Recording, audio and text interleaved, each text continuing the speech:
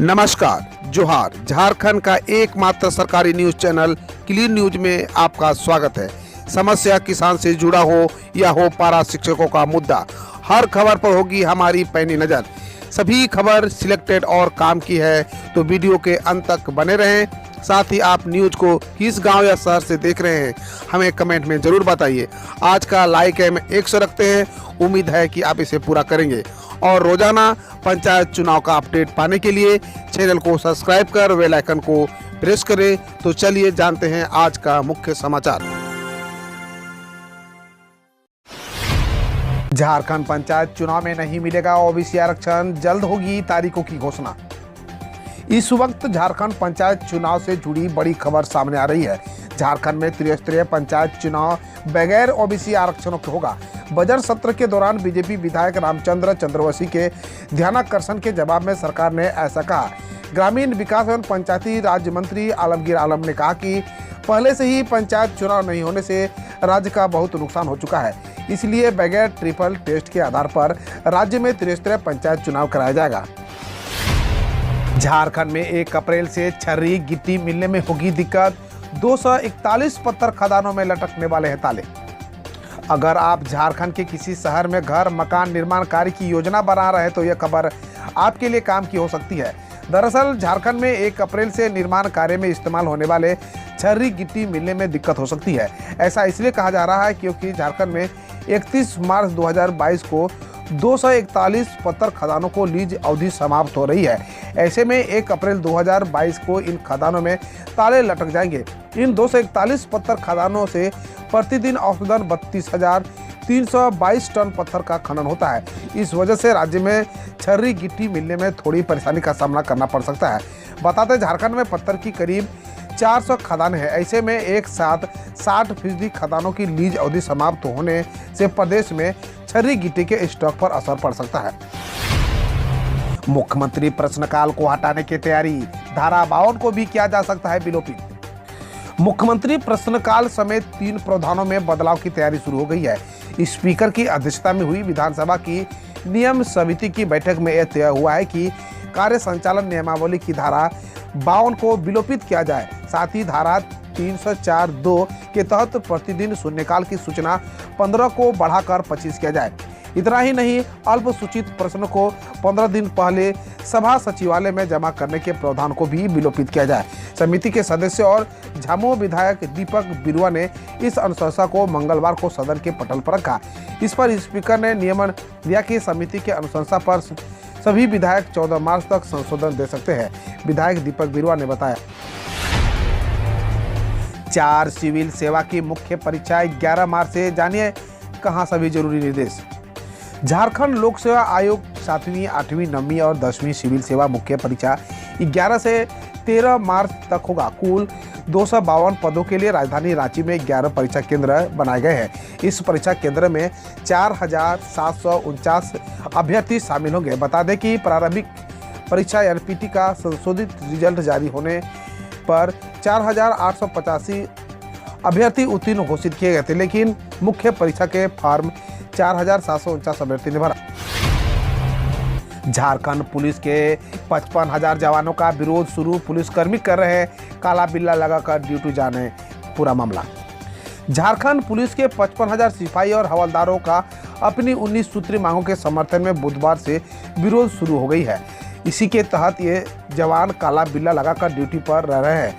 आंदोलन के पहले चरण में 9 से 11 मार्च 2022 तक सभी जवान काला बिल्ला लगाकर काम करेंगे। इसके बाद भी उनकी मांगों पर सरकार ने कोई ध्यान नहीं दिया तो आगामी 14 अप्रैल से सामूहिक अवकाश पर जाने की घोषणा की है। बिजली उपभोक्ता रहे सावधान, साइबर क्रिमिनल्स कर रहे हैं आपका अकाउंट खाली। साइबर क्रिमिनल्स इस दिनों झारखंड बिजली वितरण निगम लिमिटेड के उपभोक्ताओं को निशाना बना रहे हैं। उपभोक्ताओं को फर्जी कस्टमर सपोर्ट नंबर पर कॉल करने का मैसेज कर और झांसा देकर उनके खाते से पैसे की निकासी कर रहे हैं। कोलांचल क्षेत्र में इस तरह के 3 मामले सामने आए हैं। झारखंड में संपन्न होकर भी राशन कार्ड से उठा रहे हैं अनाज तो करें सरेंडर, पकड़े गए तो होगी कड़ी कार्रवाई। गलत तरीके से राशन कार्ड बनाकर गरीबों का अनाज डकारने वाले संपन्न लोगों पर आए दिन कार्रवाई की जा रही है। मंगलवार को सोनाहातू प्रखंड में इसी तरह के मामले का खुलासा हुआ। जिला आपूर्ति पदाधिकारी अल्बर्ट बिल्लुंग ने प्रखंड का औचक निरीक्षण किया। इस दौरान कई साधन संपन्न परिवारों के पास राशन कार्ड पाया गया। ज्वेलरी दुकान, छड़ गोदाम व राशन दुकान चलाने वालों से लेकर चारपहिया वाहन रखने वालों के पास राशन कार्ड पाया गया है। प्रखंड प्रमुख रमेश लोहरा ने भी खुद का राशन कार्ड बनवा रखा है। अब मुख्यमंत्री हेमंत सोरेन से झारखंड के विधायक नहीं कर पाएंगे सीधे सवाल, जाने क्या है इसकी बड़ी वजह। झारखंड विधानसभा की कार्यवाही से मुख्यमंत्री प्रश्नकाल की परंपरा हटाई जा सकती है। विधानसभा की नियम समिति ने इससे संबंधित अनुशंसा की है। स्पीकर रविंद्रनाथ महतो इस कमेटी के सभापति हैं। कमेटी ने कहा कि विधानसभा की प्रक्रिया कार्य संचालन नियमावली के नियम 52 को विलोपित किए जाए। विधानसभा की कार्य संचालन नियमावली की इस धारा में प्रावधान है कि सत्र के दौरान हर सोमवार आधे घंटे के लिए मुख्यमंत्री प्रश्नकाल होगा। इसके तहत विधायक मुख्यमंत्री से राज्य के नीतिगत मामलों से जुड़े सवाल पूछते हैं। विधानसभा कमेटी की अनुशंसा मान ली गई तो पिछले 21 वर्षों से चली आ रही परंपरा बंद होगी। मुख्यमंत्री से विधायक सीधे सवाल नहीं पूछ पाएंगे। झारखंड सरकार का बड़ा फैसला, मनरेगा कर्मियों की मृत्यु पर परिवारजनों को मिलेगा 5 लाख का मुआवजा। ग्रामीण विकास ने मनरेगा में संविदा पर कार्यरत कर्मियों की मृत्यु पर 5 लाख रुपए का मुआवजा देने का प्रावधान किया है। विभाग ने विधानसभा में पेश अपनी रिपोर्ट में इसका उल्लेख किया है। संविदा कर्मियों की ओर से लंबे समय से यह मांग की जा रही थी। केंद्र सरकार ने भी कई बार राज्य सरकार को मुआवजे का प्रावधान लागू करने का निर्देश दिया था। ग्रामीण विकास के अलावा भवन निर्माण, पथ निर्माण, ग्रामीण कार्य, पंचायती राज और ग्रामीण विकास विभाग ने भी अपनी अपनी रिपोर्ट में चालू वित्तीय वर्ष में हुए कार्य और अगले वित्तीय वर्ष के कार्य योजना की जानकारी दी। यूएस इंटेलिजेंस ने भारत की मौजूदा सरकार द्वारा पाक के उस्कावे का जवाब देने की संभावना अधिक है। अमेरिकी इंटेलिजेंस कम्युनिटी ने अमेरिकी सांसद को बताया है कि प्रधानमंत्री नरेंद्र मोदी के नेतृत्व में भारत द्वारा पाकिस्तान के किसी भी उकसावे का सैन्य ताकत से जवाब देने की संभावना पहले से अधिक है। इंटेलिजेंस ने कहा कि पाकिस्तान भारत विरोधी आतंकी समूह का समर्थन करता रहा है। दोनों पक्षों में तनाव बढ़ने से टकराव का खतरा पैदा हो सकता है। माहवारी स्वच्छता को लेकर एक्शन प्लान लॉन्च करने वाला बिहार पहला जिला बना पूर्णिया। बिहार के पूर्णिया माहवारी स्वच्छता प्रबंधन को लेकर एक्शन प्लान लॉन्च करने वाला राज्य का पहला जिला बन गया। डीएम राहुल कुमार के अनुसार सेक्शन प्लान सबसे पहले कस्बा ब्लॉक में एक पायलट प्रोजेक्ट के तौर पर शुरू हुआ था। उन्होंने बताया कि नीति आयोग ने जिले में स्वास्थ्य, पोषण, शौचालय समेत विभिन्न कार्यों के लिए 4 करोड़ आवंटित किए हैं। छत्तीसगढ़ ने किया सरकारी कर्मचारियों के लिए पुरानी पेंशन योजना बहाल करने का ऐलान।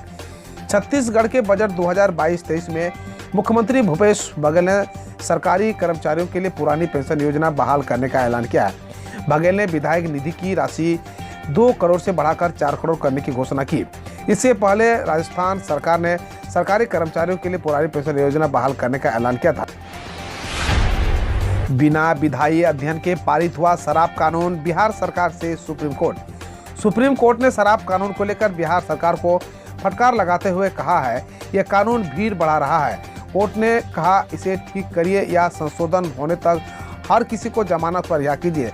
आपने बिना किसी विधायी प्रभाव अध्ययन के कानून बनाया है। बकौल कोर्ट चीजों को ठीक करने का भार आप यानी बिहार सरकार पर है। छत्तीसगढ़ के बजट 2022-23 की प्रमुख घोषणाएं क्या है। छत्तीसगढ़ के मुख्यमंत्री भूपेश बघेल ने बजट 2022-23 में पुरानी पेंशन योजना बहाली के साथ रोजगार सृजन से संबंधित छत्तीसगढ़ रोजगार मिशन के लिए 2 करोड़ प्रस्तावित किए। बघेल ने राजीव गांधी भूमिहीन कृषि मजदूर न्याय योजना के तहत वार्षिक सहायता अगले साल से बढ़ाकर 7,000 करने पर हिंदी माध्यम में 32 स्वामी आत्मानंद विद्यालय खोलने का ऐलान किया। रविंद्र जडेजा बने दुनिया के नंबर 1 टेस्ट ऑलराउंडर। आईसीसी ने टेस्ट ऑलराउंडर की ताज़ा रैंकिंग जारी की है। इसमें भारत के रविंद्र जडेजा 406 रैंकिंग पॉइंट के साथ 2 स्थान चढ़कर शीर्ष पायदान पहुंच गए हैं। श्रीलंका के खिलाफ मोहाली टेस्ट में जडेजा ने नाबाद 175 रन बनाने के साथ कुल 9 विकेट झटके थे। वहीं भारत के रविचंद्रन अश्विन तीसरे स्थान पर हैं।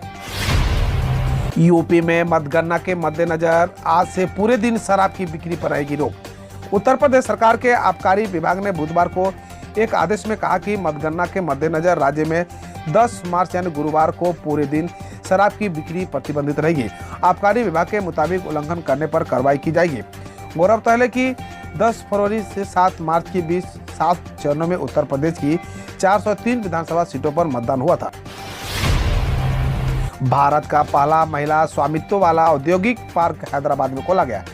हैदराबाद में मंगलवार को अंतर्राष्ट्रीय महिला दिवस के अवसर पर देश का पहला पूर्ण महिला स्वामित्व वाला औद्योगिक पार्क खोला गया है। तेलंगाना सरकार के साथ साझेदारी में फिक्की महिला संगठन द्वारा शुरू किए गए पार्क में महिला स्वामित्व वाली 25 इकाइयां हैं। 50 एकड़ में फैला FLO औद्योगिक पार्क 250 करोड़ के निवेश के साथ स्थापित किया गया था। EVM लाने ले जाने में नियमों के उल्लंघन पर ईसी ने किया वाराणसी के ADM पर एक्शन का आदेश। चुनाव आयोग के अनुसार वाराणसी में प्रशिक्षण वाली EVM को लाने ले जाने में नियमों के उल्लंघन को लेकर उत्तर प्रदेश के मुख्य निर्वाचन अधिकारी को ADM NK सिंह के खिलाफ कार्रवाई करने का आदेश दिया गया है। बकौल रिपोर्ट सिंह को निलंबित किया जाएगा। दरअसल वाराणसी में वाहन में EVM मिलने का वीडियो वायरल हुआ था।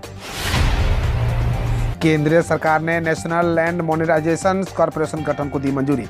केंद्र सरकार ने बुधवार को नेशनल लैंड मोनेटाइजेशन कॉर्पोरेशन के गठन को मंजूरी दे दी।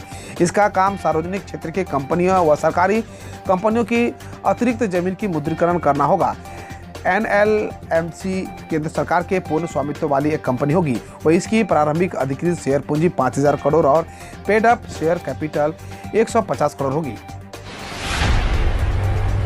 वयस्कों व 12 साल से अधिक उम्र के बच्चों के लिए कोवैक्स के आपातकालीन इस्तेमाल को मिली मंजूरी। सीरम इंस्टीट्यूट ऑफ इंडिया के CEO आदार पूनावाला ने बताया, drugs controller general of India ने वयस्कों और 12 साल से अधिक उम्र के बच्चों के लिए कंपनी के कोवैक्स वैक्सीन के आपातकालीन इस्तेमाल की मंजूरी दे दी है।